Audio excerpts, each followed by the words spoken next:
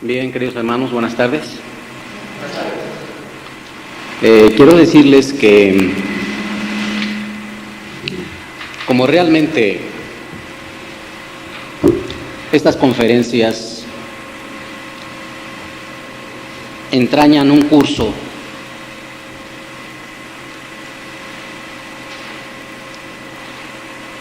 que podemos seguir indefinidamente,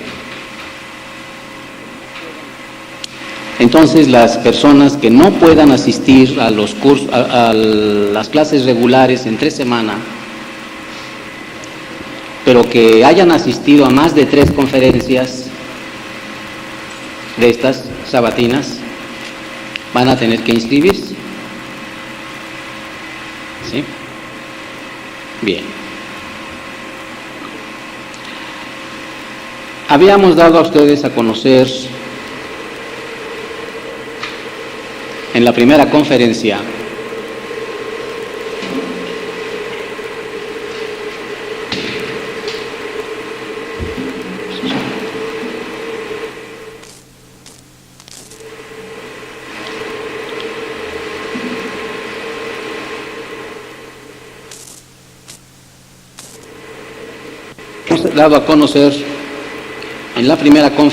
la organización política y social de los pueblos de Anáhuac. Parece que ya se le quitó. Bien. Espero que tengan memoria, pero de lo que se dijo aquí en esa ocasión, pero de todas maneras vamos a hacer un pequeño recuerdo.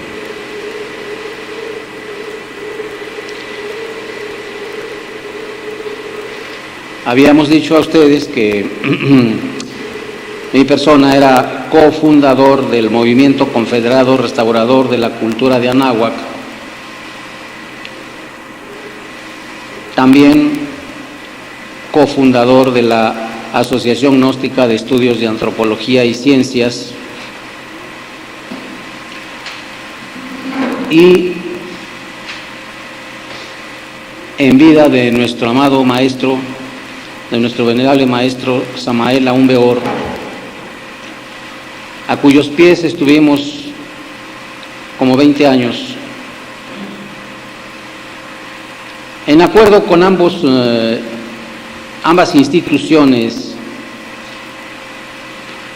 se dio a conocer la consigna secreta dada la víspera de la capitulación de Mexico Tenochtitlan, el 12 de agosto de 1521, por Cuauhtémoc.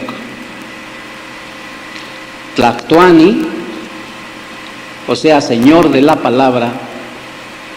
Tlactoani viene del verbo tlactoa, hablar.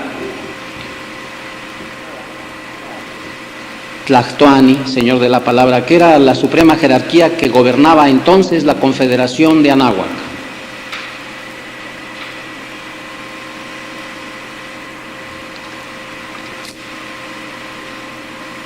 Esta consigna fue dada de acuerdo con el Consejo de Gobierno Ohuetlactocan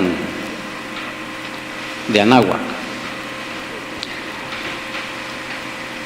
En esos dramáticos días, Cuauhtémoc era, además, el Tlacatecuhtli, señor de mando de los ejércitos de Anáhuac. La noche del 12 de agosto de 1521, el Tlactocan emitió la consigna secreta que había acordado, y esta se transmitió oralmente de generación en generación hasta nuestros días. La conservan pueblos tan apartados como el Yaqui, por ejemplo. Ya dijimos a ustedes lo que significa Tlactocan, Consejo de Gobierno. Y también dijimos a ustedes cómo funcionaba dicho consejo. Se ponían en rueda los señores del consejo, se planteaba el problema por el Cihuacóatl o administrador, y después con una pluma de águila en la mano, el que tenía la pluma era el que tenía el uso de la voz, el uso de la palabra, y iba dando su juicio para resolver el problema que se había planteado. No se permitían diálogos, no se permitían discusiones. Cada quien tenía que concentrarse en dar la mejor solución hacia el problema planteado. La pluma iba circulando, podía hacerlo 2, 3 veces, las que fuesen necesarias, hasta que el asunto quedara perfectamente estudiado, y entonces ya se podía determinar cuál era la decisión a seguir. De esta manera, pues, acordaron este Consejo de Gobierno, Consejo de Prudentes, Consejo de Ancianos, junto con el Tlactoani, acordaron dar esta consigna secreta. Fue guardada por un anciano de nombre Atilano, del pueblo de San Lorenzo Tlacoyucan, lugar en el que todavía se conserva memoria de él, y la transmitió en náhuatl al señor Clemente Alvarado, también octogenario, de Santa Ana Tlacotenco, quien a su vez la comunicó al señor José González Rodríguez, vecino de Santa Cruz Acalpixcan. Todos estos pueblos pertenecen a la delegación de Milpa Alta, antes llamada Malacatepec Momosco.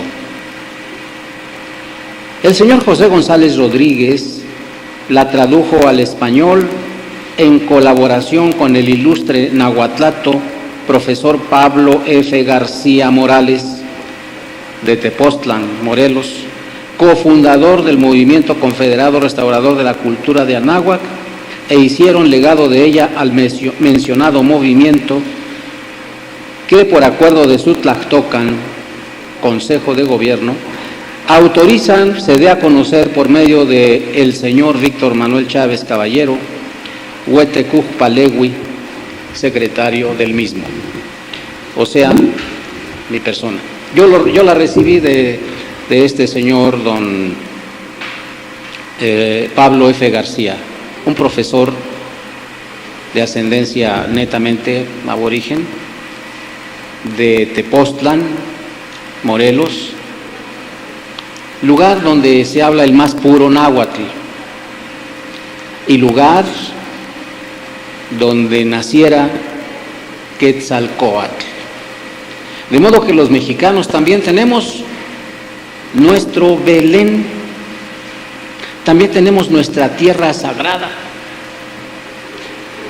Cuando vamos a Tepoztlán, realmente vamos como quien emprende un viaje a Jerusalén, porque allí fue donde nació Quetzalcóatl. Más bien como si hiciésemos un viaje a Belén. Jerusalén fue donde murió Jesucristo. Bien, por tanto, repito, también nosotros tenemos nuestra tierra sagrada, nuestra tierra santa. No por nada es considerado Tepoztlán como un valle sagrado, pero es un valle sagrado desde la remotísima antigüedad. Realmente esta tierra mexicana es muy antigua, es muy vieja. El venerable maestro Samael Aún Beor nos decía que cuando Europa todavía no estaba a flote, ya existía México. Cuando Sudamérica no estaba todavía a flote, ya existía México. Incluso él nos habla de grandes peregrinaciones que venían de la Atlántida hacia nuestras zonas arqueológicas como Teotihuacán, y venían desde la Atlántida por tierra, porque entonces el Golfo de México era un hermoso valle. También, algo sorprendente, acorde con las tradiciones que nosotros hemos recibido de de nuestros antepasados, el que se dice que la sucesión de casas en lo que ahora se conoce como Mesoamérica, la sucesión de casas era tan enorme que ocupaba todo Mesoamérica y parecía una sola ciudad. El venerable maestro nos habla pues de que aquí, en remotos tiempos, pues no era México, eran otros reinos pues. No tenemos noción todavía de cuán densamente estaba poblada esta tierra en esa remota antigüedad. Nosotros mismos intuimos, y cuando intuimos es obvio que tenemos la certeza, porque la intuición es la voz de la conciencia, es la voz de lo que sabe, es la voz de quien sabe. En cierta ocasión, en una conferencia que dábamos en Puerto Vallarta, un señor que se proponía molestarnos mucho, insistía en que de dónde sacábamos nosotros todo lo que decíamos, que de dónde sacaba nuestro maestro Samael todo eso que decía. Y es que el intelecto siempre busca documentación, es decir, la repetición de lo que otros dijeron. Y definitivamente a un maestro no se le puede pedir documentación, porque lo que está hablando es la voz de su conciencia, los datos de su conciencia. Y esa fue la respuesta que le dimos, que lo que el maestro decía pues eran precisamente datos de su conciencia. Si cada uno de nosotros despertase conciencia, recordaría muchas cosas aprendidas en otras existencias. Bien, en esta etapa pues de redescubrimiento de los valores culturales de nuestros antepasados, misión que nos hemos propuesto, porque si algo tenemos que revivir son los valores positivos de la cultura de nuestros antepasados terrígenas, porque definitivamente los valores positivos de nuestros antepasados son valores universales, y no solo son valores universales, sino que son valores eternos. Debemos estar pues conscientes de esa gran herencia que hemos recibido de nuestros antepasados.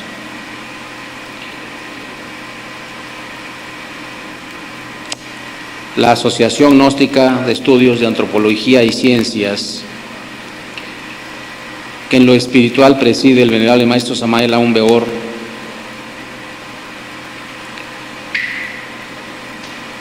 se complace pues por mi conducto en dar a conocer a nuestro pueblo la preocupación de los honorables gobernantes de Anáhuac, presididos por el gran Cuauhtémoc, para preservar nuestros valores culturales y el acuerdo de mantenerlos vivos en la conciencia de las generaciones por venir y ajenos a cualquier influencia deformante proveniente del exterior.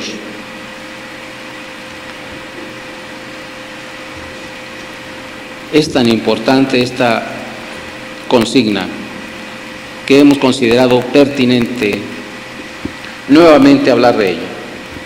A continuación, pues, nos permitimos transmitir el acuerdo del 12 de agosto de 1521 en versión original y su traducción al español. Totonal yomotlatij, totonal yoixpolij, iwan sentlayohuayan o texcatej, mach tigmatic manoxepahuala, manca oxepa kikasin, iwan yancuyotica tech tlahuilikin, machinoca umpa kaj mictlan manis, manzanueluiwi tosentlatican totechtechocan, iwan tosolnepantla titlatican, Nochi itlan teyolkitla sohtla, kiweyitla kiomati. Manti kipohpolokan toteocaljuan, tocalmecajuan, totlashcojuan, totelposcajuan, toquicacaljuan, man moselcajuacan tojume, iwan man tochanjuan. Kinicuac quisoguas toyancuic tonal, intac sin iwan nantzin, manay quilcuaucan itelpoxjuan, iwan matechnashke mopipiljuan inoca nemisque. Huelquen inyoko, kin ashkan totlasoj anahuac, intlanequilis iwan tlapeluilis totexjuan, iwan sanje no pampa toquemahuilis, iwan toquempololis, oquiselique, totiashcaquiszijuan, ijuan tlen totatzitzin, ahuic yolej cayopan, oquixinax tocatec toyelispan, axcan tejuan tiquin tequimacaj intopiljuan, ca totlacuilolis, huan totlamatilis ma pixquia, pampan nemilolistli, intlasojtlanansin anahuac, se tonaliyesque. Nuestro sol se ha ocultado, nuestro sol se ha escondido y nos ha dejado en la más completa oscuridad. Sabemos que volverá a salir para alumbrarnos de nuevo, pero mientras permanezca allá en el Mictlán, debemos unirnos, ocultando en nuestros corazones todo lo que amamos. Destruyamos nuestros teocaltin, nuestros calmecamej, nuestros tlaxcojuan, nuestros telpoxcaltin y nuestros cuicacaltin, y dejemos las calles desiertas para encerrarnos en nuestros hogares. De hoy en adelante ellos, nuestros hogares, serán nuestros teocaltin, nuestros calmecamej, nuestros tlaxcojuan y nuestros cuicacaltin.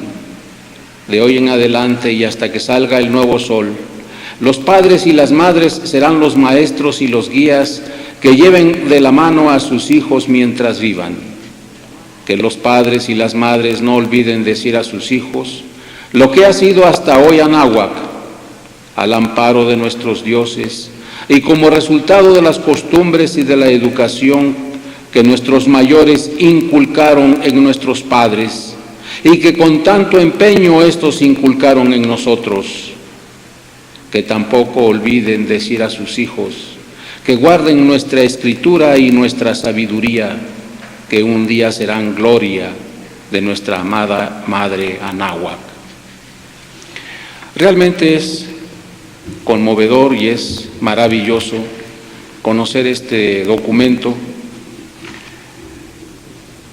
porque ciertamente, queridos hermanos, la invasión extranjera, la llamada conquista, vino a producir un impacto terrible en nuestras conciencias. Acabamos de leer a Sagún. Sagún mismo reconoce en sus obras que antes de que ellos llegaran había orden y concierto, había organización, y se velaba mucho por la moralidad de los hijos, de la juventud, y se les formaba reciamente desde niños. Desde la llegada del europeo eso se olvidó, porque el europeo no supo hacerlo, ni venía preparado para hacerlo. Fue pues una cosa terrible que solo a lo largo de más de 400 años ha venido a tranquilizarse un poco, y hemos podido venir despertando y hacer conciencia de quiénes somos. Porque realmente, queridos hermanos, heredamos de nuestros antepasados valores trascendentes. Valores que, como en la plática pasada les dije a ustedes, están dormidos en el subconsciente, pero que en ese subconsciente colectivo, y que en cada uno de nosotros realmente hay un indio dentro de nosotros. Nuestros valores son universales. Ya basta, ya es hora de que cese por fin tanta denigración, tanto desprecio, tanto menosprecio, que al fin y al cabo también es un ser humano con toda la dignidad del mundo, nuestro aborigen. Y ninguno de nosotros debe avergonzarse de ser mexicano. Es decir, no hay razón, no hay ninguna razón para ese sentimiento de inferioridad. Ese sentimiento de inferioridad nace precisamente de la ignorancia, de la desorientación, de la despersonalización que la influencia y la propaganda extranjera tratan y han tratado siempre de hacer de nosotros entes ignorantes de aquellos principios elevados que heredamos pues de nuestros antepasados aborígenes.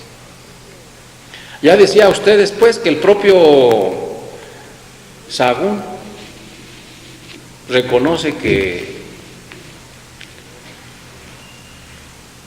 antes de la llegada de ellos había orden y concierto. Definitivamente éramos una sociedad perfectamente organizada y ordenada. Y ellos fueron los que vinieron a traer ese desorden. No está de más recordarles lo que el Chilam Balam de Chumayel dice: no servían los dioses que trajeron. Castrar al sol fue lo que vinieron a hacer los extranjeros. Eso como gnósticos lo entendemos perfectamente bien.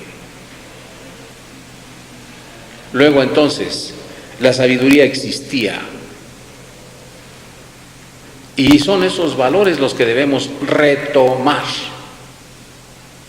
Ciertamente la gnosis pretende crear una nueva raza y una nueva cultura. Pero no somos seres acabados de llegar. No debemos comportarnos ya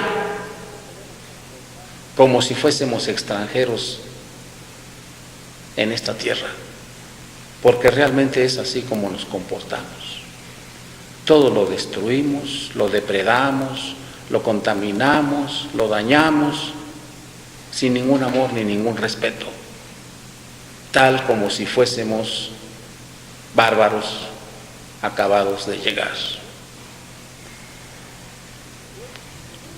Todavía el que llegó, pues además de bárbaro, lo que quería era oro. Eso era lo que quería. Y quería enriquecerse.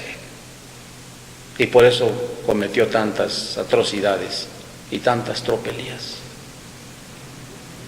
Pero nosotros, y eso es lo que realmente pretendemos, mis queridos hermanos, es que ya no nos comportemos como invasores.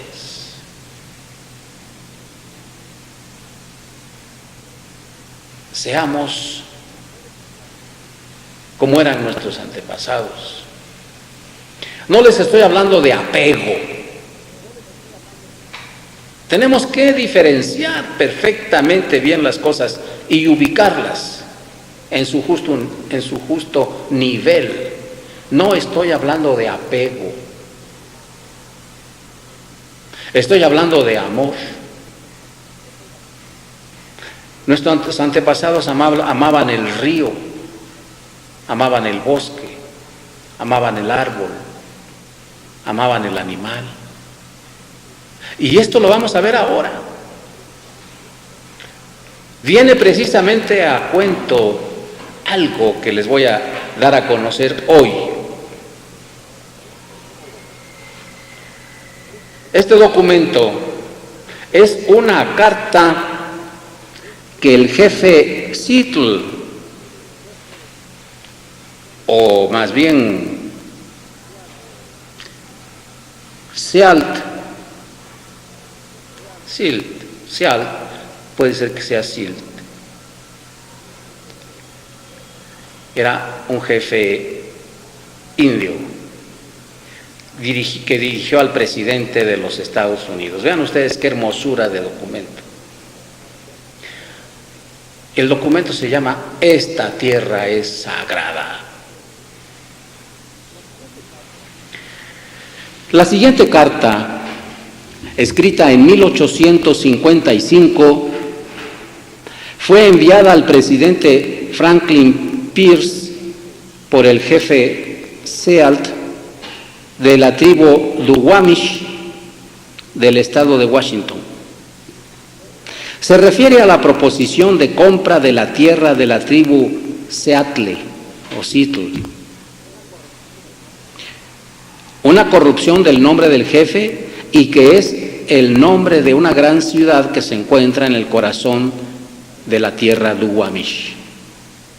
Es notorio también cómo muchas ciudades, estados y pueblos en los Estados Unidos conservan el nombre aborigen. Y quiero darla a conocer porque, queridos hermanos, todos los pueblos aborígenes de América son ramas de un mismo tronco. Y todos esos pueblos son aztecanos. Todos esos pueblos de Norteamérica hasta Alaska, Canadá y Alaska, son aztecanos. En las raíces de las lenguas que hablan siempre encontramos raíces aztecas.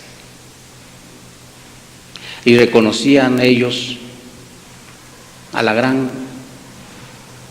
Anáhuac y se sienten honrados cuando se les llama aztecas. La carta comienza así, dirigida al presidente de los Estados Unidos. El gran jefe en Washington expresa su deseo de comprar nuestra tierra. El gran jefe también nos envía palabras de amistad y buena voluntad. Esto es muy amable de su parte, ya que sabemos que él no necesita mucho de nuestra amistad a cambio. Pero consideramos su oferta, ya que sabemos que si no lo hacemos, el hombre blanco vendrá con sus armas y tomará nuestra tierra. ¿Cómo se puede vender o comprar el cielo? El calor de la tierra. La idea nos parece extraña. Sin embargo, nosotros no poseemos la frescura del aire o el brillo del agua. ¿Cómo nos la pueden comprar? Lo decidiremos a nuestro tiempo. Cada parte de esta tierra es sagrada para mi gente. Sabemos que el hombre blanco no comprende nuestras costumbres. Para él, una porción de tierra es igual a la siguiente, ya que él es un extraño que llega en la noche y toma de la tierra lo que necesita. La tierra no es su hermano, sino su enemigo. Y cuando la conquista, sigue adelante. Deja la tierra de su padre y olvida el lugar donde nacieron sus hijos. La vista de sus ciudades lastima la vista del piel roja. Pero tal vez sea porque el hombre piel roja es salvaje y no comprende. Vean la humildad. No hay ningún lugar tranquilo en la ciudad del hombre blanco. Ningún lugar para escuchar las hojas de la primavera o el zumbido de las alas de los insectos. Pero tal vez sea porque soy un salvaje y no comprendo. El ruido solo parece insultar los oídos. ¿Y qué más hay en la vida si un hombre no puede escuchar el bello graznido de las aves y los argumentos de los sapos de un estanque en la noche? El hombre blanco no parece darse cuenta del aire que respira. Como un hombre que fallece por varios días, no percibe el mal olor. Si decido aceptar, lo haré bajo una condición. El hombre blanco debe tratar a las bestias como a sus hermanos. Yo soy un salvaje y no comprendo ningún otro modo. He visto en la pradera a miles de búfalos putrefactos, abandonados ahí por el hombre blanco, que les disparó cuando pasaba en un tren. Yo soy un salvaje y no comprendo cómo el caballo de acero humeante puede ser más importante que el búfalo que nosotros solo matamos para vivir. ¿Qué es un hombre sin las bestias? Si todas las bestias desaparecieran, el hombre moriría por la soledad de su espíritu. Lo que le sucede a la bestia también le sucede al hombre. Todas las cosas están unidas. Lo que le acontece a la tierra, le acontece a los hijos de la tierra. Nosotros sabemos una cosa que tal vez el hombre blanco algún día descubra.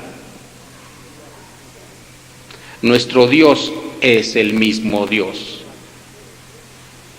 Tal vez ustedes creen que lo poseen como desean poseer nuestra tierra, pero no pueden. Él es el cuerpo del hombre.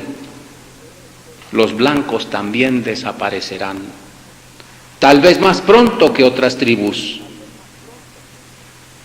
Continúa contaminando tu cama y una noche te asfixiarás en tus propios desechos.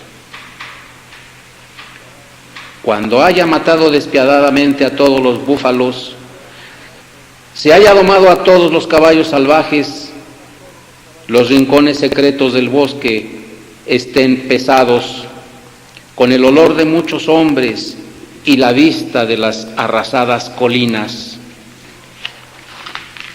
aniquilada por los alambres parlantes, ¿dónde estará la maleza? Habrá desaparecido. ¿Dónde estará el águila? Habrá desaparecido. ¿Y qué es decirle adiós al tambor y a la cacería?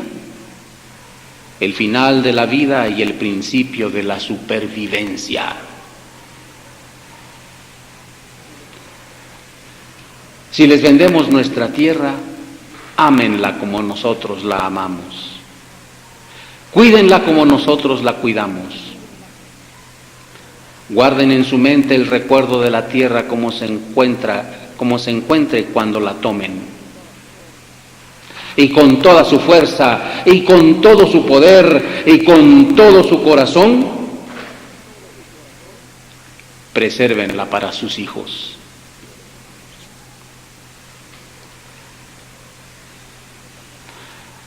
Nuestros antepasados nahuas vaticinaron: muerto el último árbol, muerto el último hombre sobre la tierra. ¿Qué nos dicen de esto? ¿Qué nos dices, Lulú?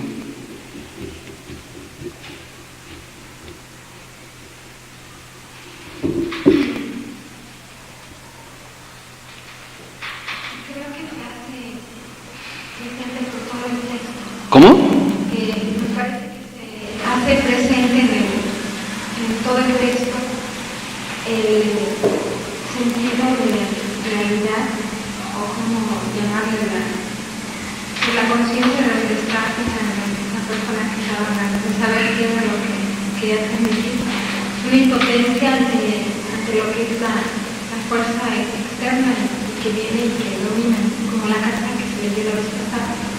Pero que no por ello se inclinan a considerar que esa fuerza sea superior o ser fuerte, sino que ellos ante todo tienen el conocimiento que es lo que se plasma ahí, porque y además algo que es muy importante es lo que habla de las bestias y del hombre. Así es. Definitivamente, un documento como este nos enseña que había sabiduría, y una gran sabiduría entre nuestros pueblos aborígenes.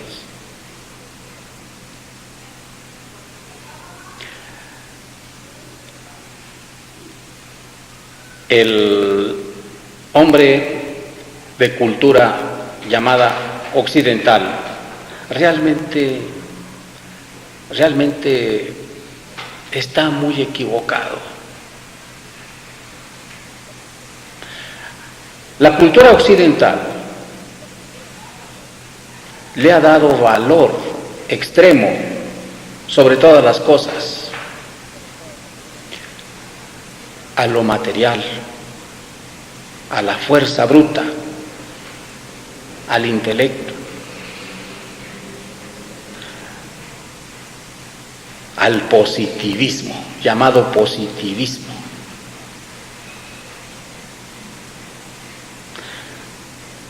Realmente la cultura occidental, la cultura europea, se ha olvidado de los valores del espíritu, de los valores trascendentes del espíritu. Vivimos obsesionados, señores,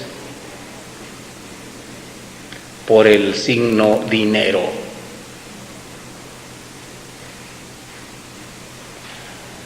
Vivimos obsesionados por ganar el pan de cada día. Como decía el venerable maestro Samael, resolvemos la primera ecuación, pero dejamos sin resolver la segunda, la de la eternidad, que debía ser la primera.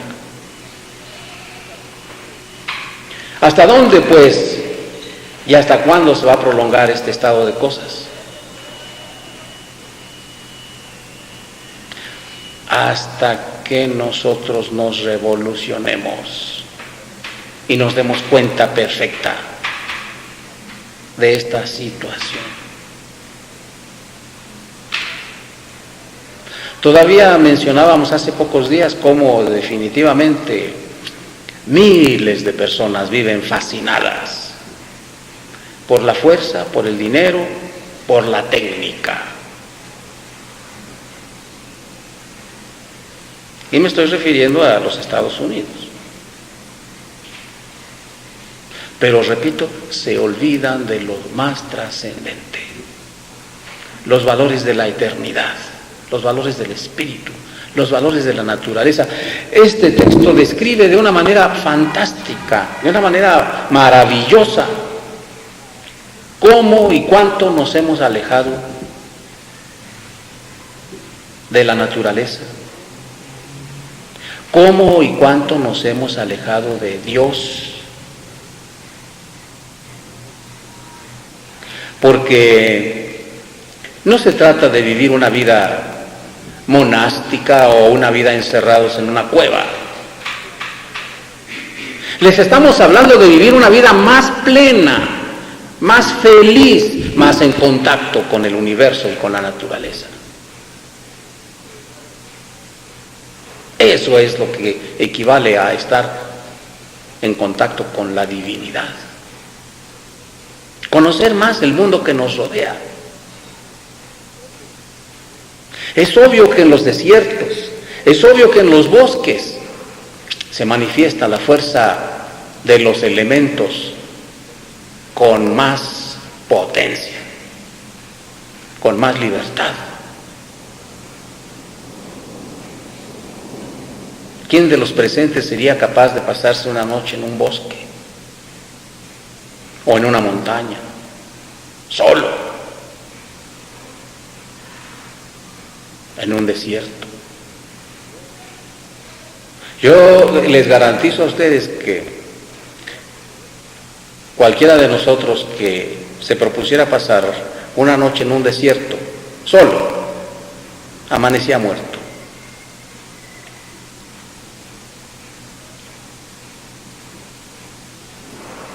Porque nos hemos alejado de lo que es. Nos han fascinado las creaciones del intelecto. Y nos hemos olvidado de los valores del espíritu. Y repito, no los estoy invitando a meterse en una cueva, sino a vivir a la luz del sol. Porque meterse en una cueva pues equivale a meterse también en una oficina, en un taller, donde sea. ¿Cuántos de nosotros no anhelamos irnos a vivir al campo, en contacto con la naturaleza?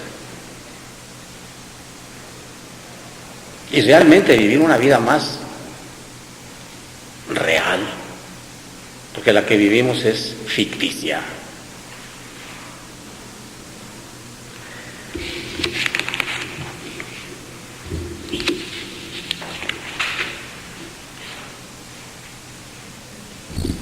El misterio de los ritos.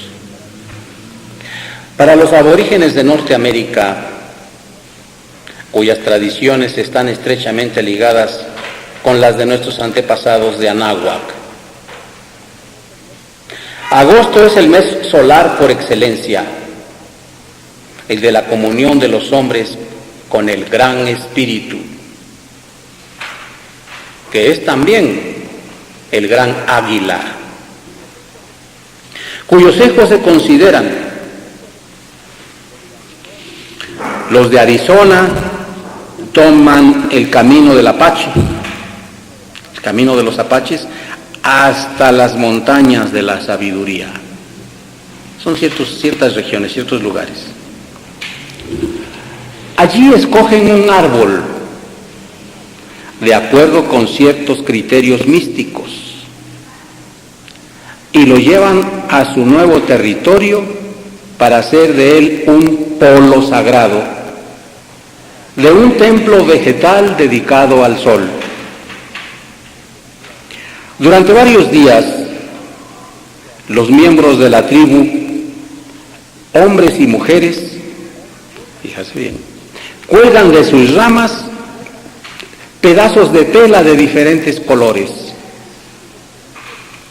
El tinte indica el propósito de la oración. Oración roja, color de sangre, para pedir la fuerza física. Oración amarilla, color de oro, para pedir riqueza. Oración azul, color de cielo, para pedir la fortaleza espiritual.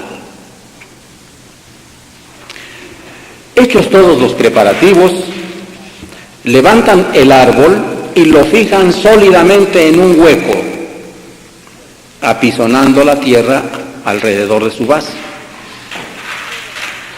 En todo lo alto del árbol colocan un nido de águila,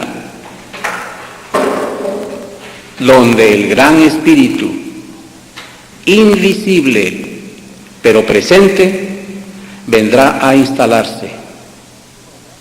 Ahora hay que rodearlo de ramajes y de tejos, describiendo un círculo enorme que será el templo abierto, donde el sol podrá penetrar todos los días.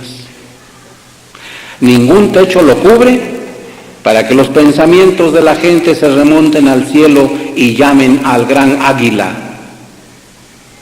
Este podrá descender en el nido con el fin de escuchar las súplicas de sus hijos. Allá, en este cuadro grandioso, rodeado de tipis, que son las tiendas de donde viven los pieles rojas, de tipis con piel de bisonte, decorados por los artistas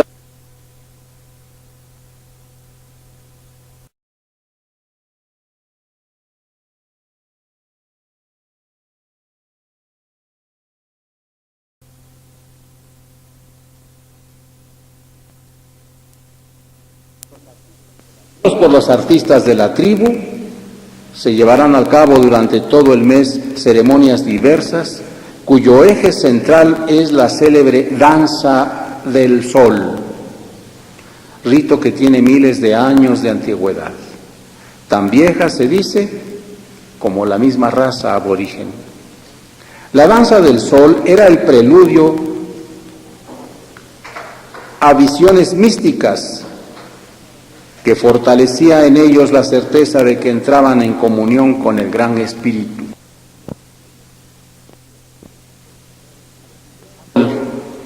Ha conservado su grandeza, acentuada por ese inmenso templo vegetal donde uno se siente transportado bruscamente a miles de años atrás.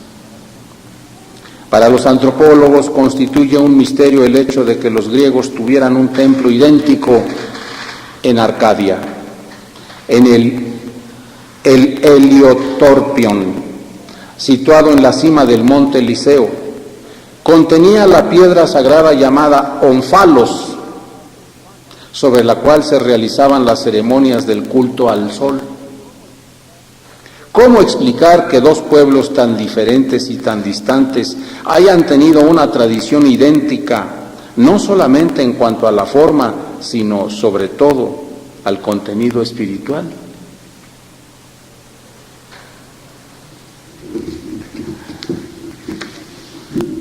Cuando el sol obedece, porque el Onfalos era el ombligo del mundo, el centro del culto privilegiado que marcaba el encuadre de dos águilas lanzadas por Zeus desde las dos extremidades de la tierra, lo que simboliza claramente los límites del oriente y del poniente, o en otras palabras, todo el reino del sol.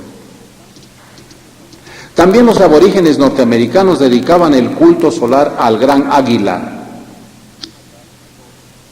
Casi en todo el mundo existen ritos dedicados al dominio del sol.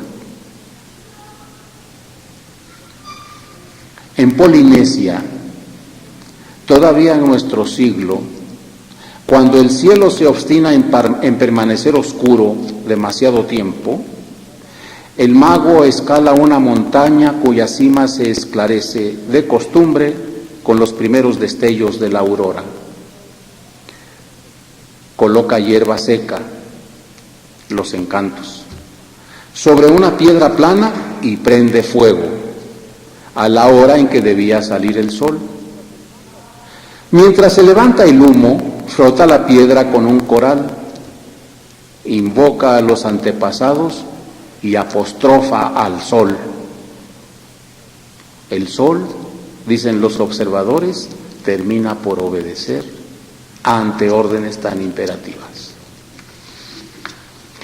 Vean ustedes lo hermoso, pues, de la magia y esa concomitancia constante de la que hemos hablado mucho en la que los científicos pues no entienden, no comprenden cómo un rito sea idéntico entre los Pieles Rojas o en México o entre los griegos. Pero la palabra onfalos nos lo está explicando. Desde luego se comprende que ese árbol, ese poste, pues representa un falo.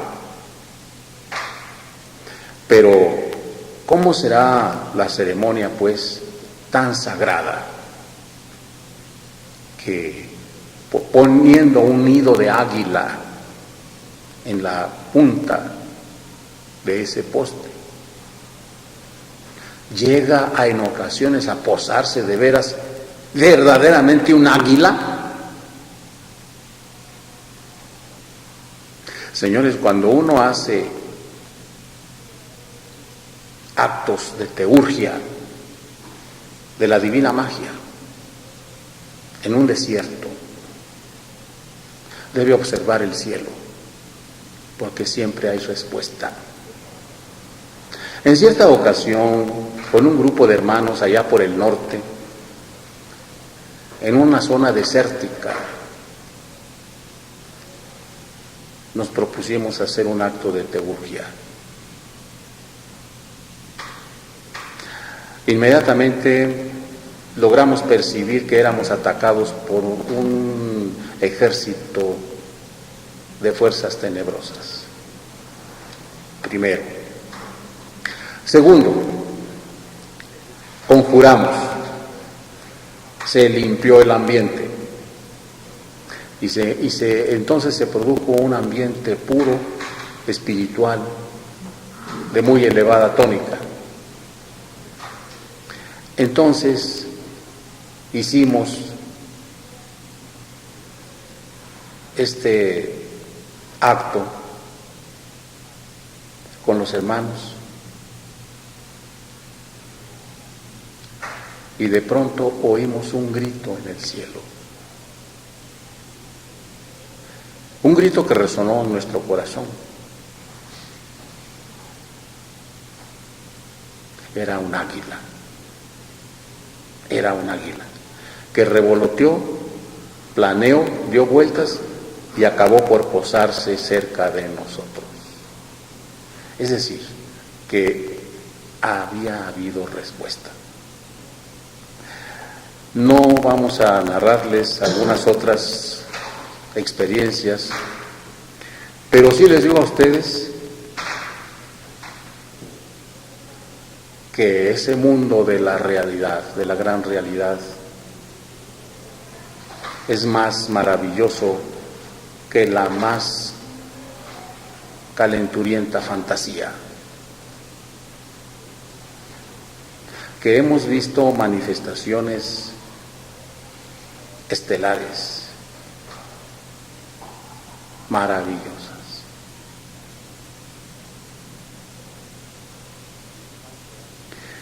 Bien, vamos a dar a conocer una canción de los navajos. Se llama El Caminante. Por el sendero marcado por el polen camino. Con saltamontes entre mis pies caminaré.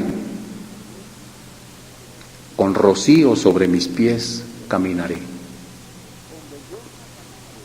Con belleza caminaré. Con belleza ante mí caminaré.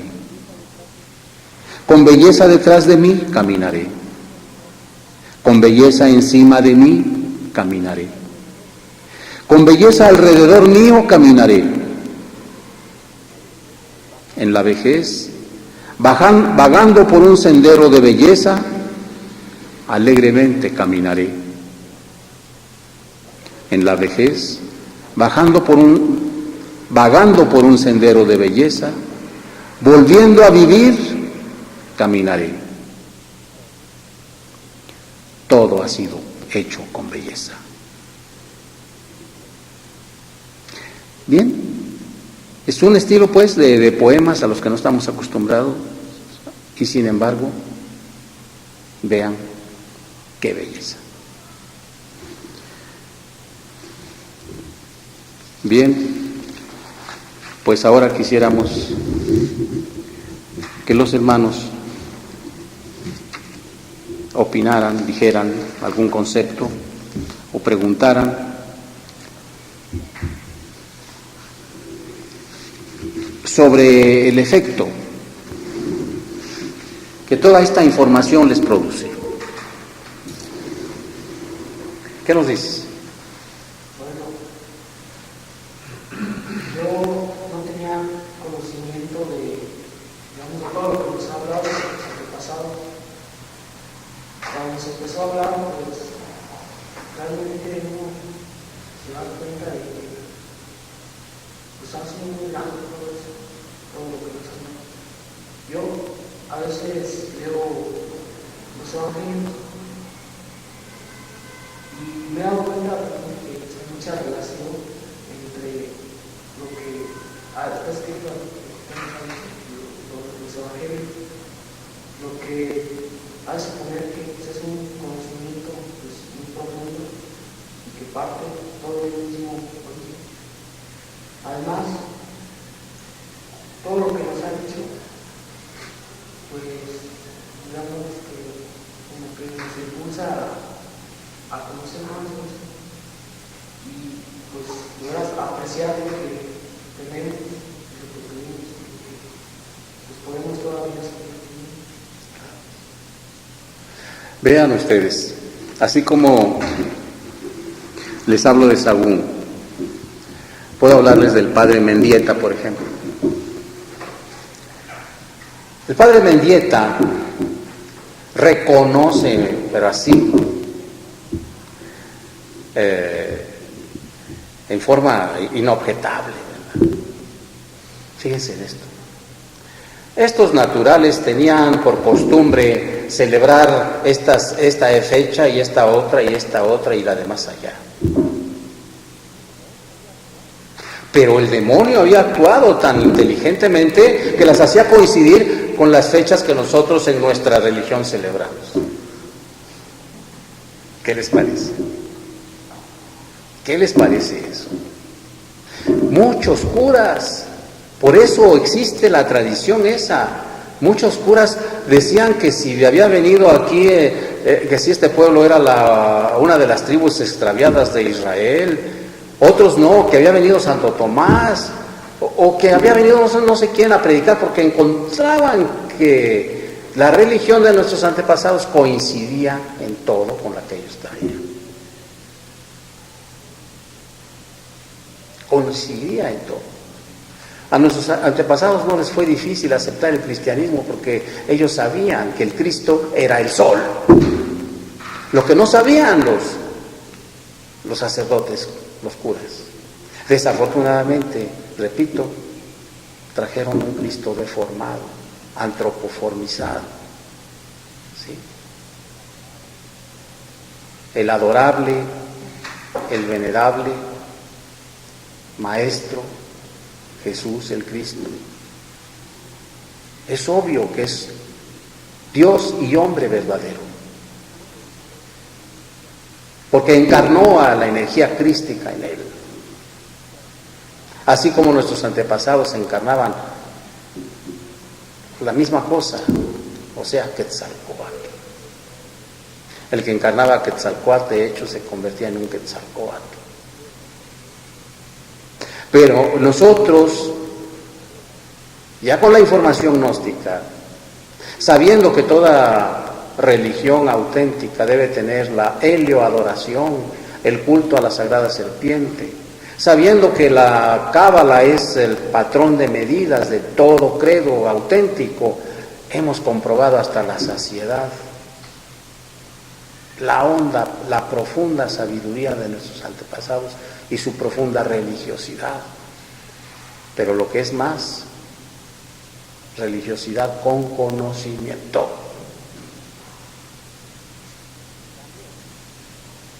En cambio, desafortunadamente, el fraile que vino no trajo más que el fanatismo. Sin embargo, no estamos negando el cristianismo. El cristianismo es, a pesar de la Inquisición y a pesar de todas las barbaridades que se hayan cometido en su nombre, es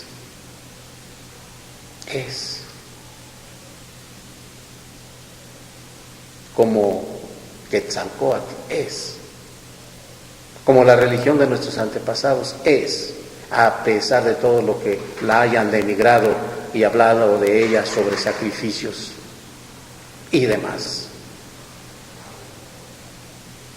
Por tanto, había ciertamente un orden,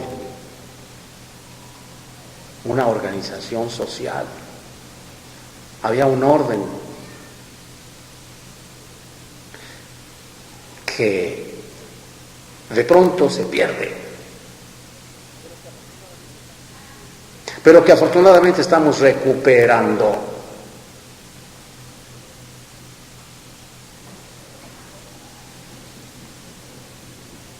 Este pueblo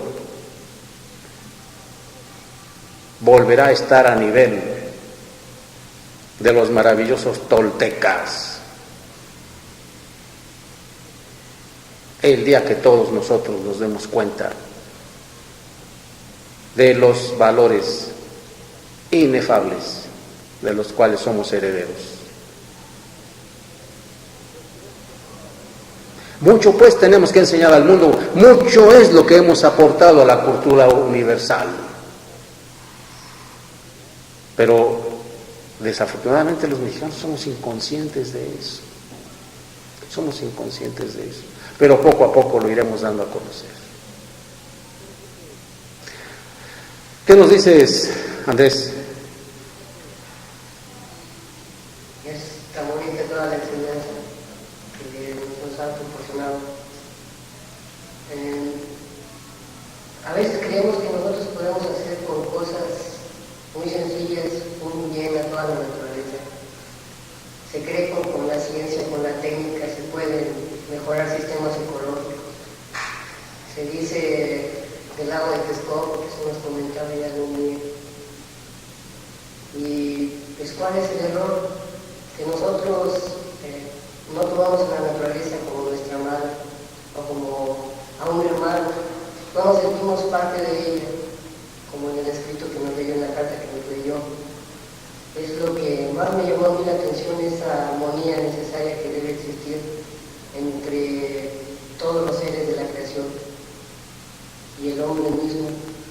Esa armonía nos da siempre el conocimiento, nos da siempre la sabiduría, esa que cuando se conoce, se sabe y se siente que es verdad, se defiende a toda costa, también con sabiduría. Toma ese puñal y mátame, mejor que quitarme todo lo que tengo. O toma mis tierras, pero síguelas amando como yo las amo. Así es. Así es. Vean ustedes cómo el desamor, el egoísmo, a qué triste situación nos ha conducido, nos ha llevado. Desde chico me han gustado, me han fascinado estas cosas. Tengo por ahí un texto, un libro que se llama Grandeza Mexicana, de Bernardo de Balbuena. Ese libro no hace otra cosa sino describir esta ciudad como era. Dan ganas de llorar, hermanos. Dan ganas de llorar. Porque era un vergel esta ciudad. ¿Quién sabe? Yo le llamo complejo de papel secante. Ese afán de secar.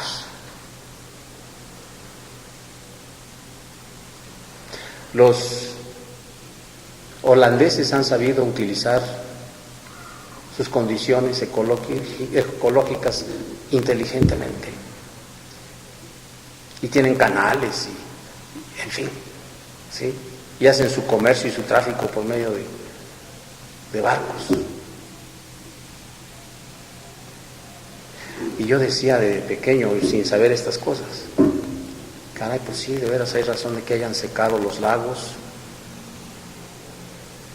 porque si todavía hubiese canales, pues tendrían que hacer puentes, y pobrecitas las personas ancianas, pues sería muy difícil para ellas subir esos puentes. ¿Y qué sucede ahora, mis queridos hermanos? Tenemos que usar puentes para atravesar una calle porque el río de coches no nos deja. Y otra cosa, en la antigüedad, ¿y qué cosa fue también? Algo que yo traigo, porque no es la primera vez que estoy en esta tierra, el amor por esta tierra. Mi abuelo, cuando yo era niño, hoy me hacía pasar veladas maravillosas contándome cosas de la antigüedad. Él conoció las acequias y cómo iba con la fisga a pescar carpas a la acequia y en fin. ¿Cómo era precioso, pues? El transporte por agua, señores, es el más barato del mundo. El transporte por agua. Y aquellos lugares donde se producen o se producían las verduras, cada agricultor podía tener su trajinera bien grandota y traerla cargada de toneladas de verdura hacia la ciudad. Pero era propia su trajinera.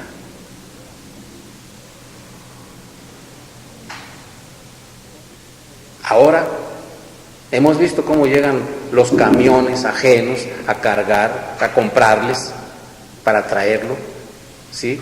¿Y quién paga el pato? El pueblo. Nosotros, nos sale más caro, porque obviamente ese transporte es más caro y ya es un intermediario, ¿sí?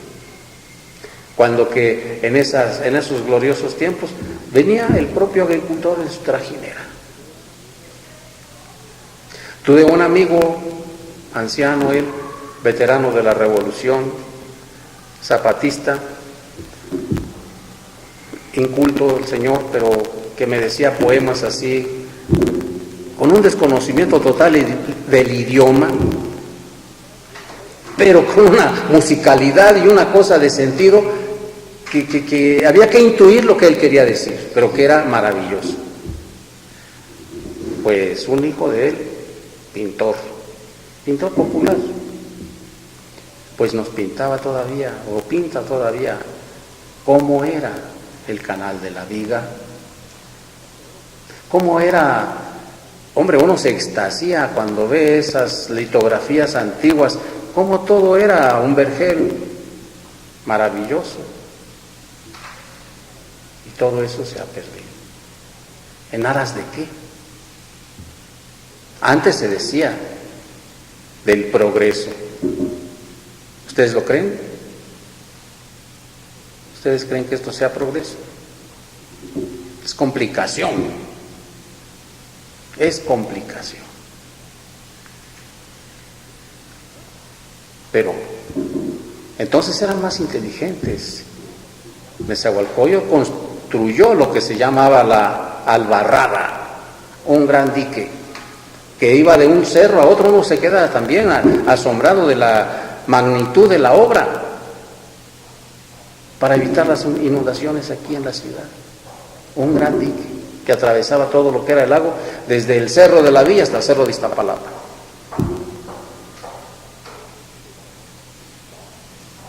Ellos hacían cosas así. Y no faltaba aquí, mis queridos hermanos, que comer. Ranas, carpas, patos, cantidad de almejas. Yo todavía conocí los canales de Xochimilco, conocí el ojo de agua de Nativitas, que salía cristalina, el agua limpia que salía. Y los canales llenos de agua limpia. Yo me andaba ahogando en uno de ellos. Y todavía me acuerdo. Es decir, yo me paré, era niño, me paré en el extremo de la trajinera El remero iba del otro lado, dio el remazo y pues eso bastó para que yo me echara el clavado. Y mi padre, que estaba conversando con mi mamá al otro extremo de la trajinera, alcanzó a verme con el rabillo del ojo y se lanzó y metió la mano. Alcanzó a cogerme de la valenciana del pantalón y me sacó así y me tenía colgando de los nervios hasta que le gritó a mi mamá: endereza lo que lo estás ahogando. Pero yo me acuerdo que vi las hierbas del fondo. Todavía, cuando nos llevaban de paseo a Xochimilco, el barquero nos decía que si queríamos almejas, y metía la mano y sacaba almejas del fondo. Y tan bonito que era, que siempre que iba uno allí, el barquero lo llevaba a su chinampa y le daba a uno que las lechugas, que las zanahorias, que los ramos de flores. Todo eso se acabó.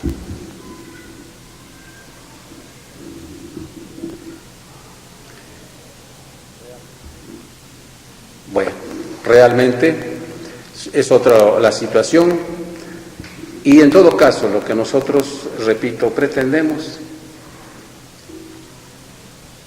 es restaurar los valores trascendentes. Y lo más maravilloso de todo es que esos valores son gnósticos. Eso nos llega profundamente y nos llena de satisfacción. Son gnósticos. La profunda sabiduría gnóstica de nuestros antepasados. Solo realmente un gnóstico puede estarles hablando a ustedes de esta manera, porque tenemos la evidencia, tenemos la vivencia, la información y la comprensión, que no tiene pues nadie más. Gracias pues a la gnosis, hemos podido penetrar en lo profundo del ser del mexicano, en lo profundo del espíritu del mexicano. Y eso nos ha hecho universales, porque hemos podido penetrar en lo profundo del ser del egipcio, en lo profundo del ser del tibetano, del indostano, del chino, porque ahí está la sagrada gnosis. ¿No es maravilloso? Cuando reconozcamos pues nuestros valores que son gnósticos, ¿qué sucede?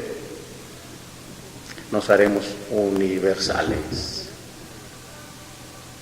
No seremos, como decía nuestro hermano Andrés muy atinadamente, muy inteligentemente, orgullosamente mexicanos. No, eso sería limitativo. Nos haremos universales, lo que equivale a decir: amaremos a nuestro hermano el hombre. Lo comprenderemos. Feliz aquel que sabe ver en cada hombre, en cada mujer, en cada ser, cojo, manco o tuerto, como sea, pero que sabe ver en cada ser humano a Dios. Y eso es todo, hermanos. Muchas gracias.